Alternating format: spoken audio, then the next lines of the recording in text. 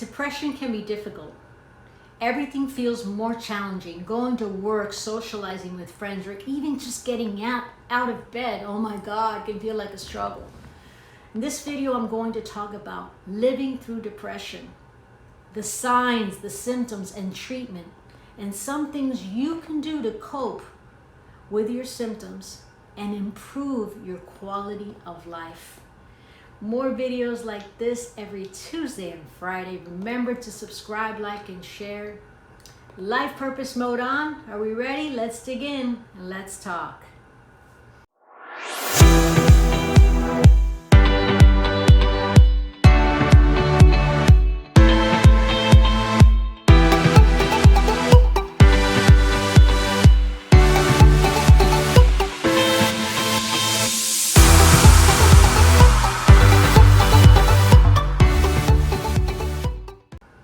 Hi, this is Dalis G and welcome to my channel, Let's Talk. First, I want to make it perfectly clear that I'm not a doctor, but I am a mom, a mentor, a life coach, and a person who has had her share of some pretty difficult life experiences. And talking is a start, and that's why I created Let's Talk. But if you believe you're dealing with some severe depression, please reach out and consult a professional. This topic is never an easy one. Here's a sad fact. The CDC states that depression is one of the most common mental health disorders in the United States. And it's estimated that over 17 million US adults had at least one major depressive episode, making it one of the largest disabilities of the country, accounting for suicidal death that tragically claims the lives of tens of thousands of people each year. Yeah, it's definitely not an easy subject, and it's definitely something that we need to talk about. So we're talking about it. Depression has now been identified as one of the most common mental health disorders in the United States. What? And truth be told, I believe that it's because we're not talking to one another, one-on-one, paying attention. Too many people have their heads stuck to their phones or have limited outreach via text, and not enough is being done with reaching out. Personal connection, people, that's where it's at. And I now believe these numbers are only going to get more challenging when social distancing is the new norm. And we need to make an effort to change that. Life matters and you matter. Depression does not discriminate.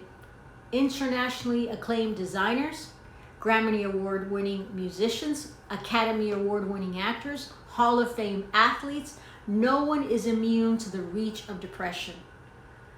When we hear about people like Kate Spade and Robin Williams and other notable celebrities take their own lives, we question, how does anyone who seemingly has so much going for them, success, wealth, loving family and friends, how can they possibly be depressed and struggling?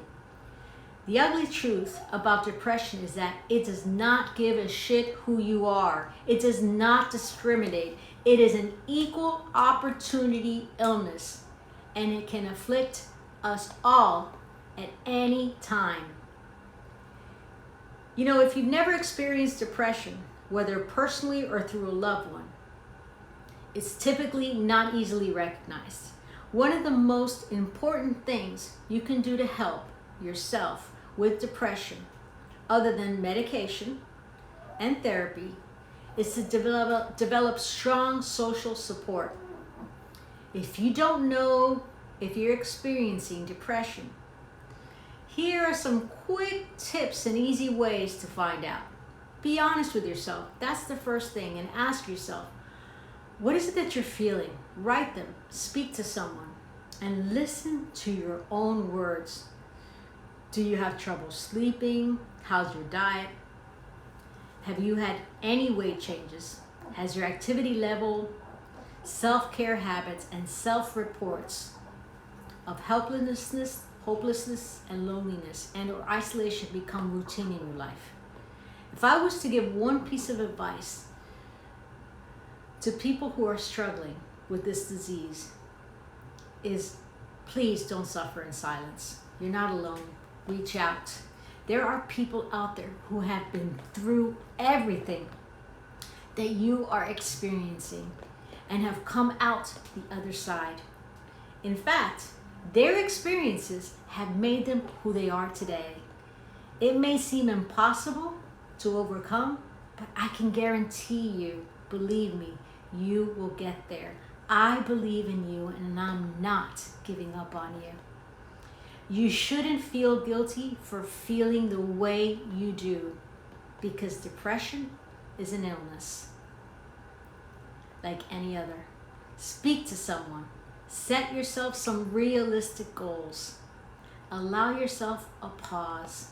It may involve sitting silently in nature, caring for a pet, listening to lovely music, meditating, reading inspirational books, writing in a journal. The list is endless, and there are no right or wrong ways to approach your healing. In essence, anything that allows us to pause and reflect on what is central in our lives is a form of healing. And it's a good start. It really is. Please don't ever give up. You should do everything in your power to seek a life free from crippling fear, anxiety, and depression. But sometimes you also have to practice acceptance and realize, guess what? This fight, you don't have to do it alone. Remember, this problem can be obstacles, but it can also create opportunities of growth and learning. You begin to believe that you are right where you need to be at any given moment. I don't expect you to jump up and down for joy when you experience setbacks or encounter difficulties. I'm not asking you to do that. But what I do want is for you to try. Believe and hope for a better life and an incredible future. That's all for today.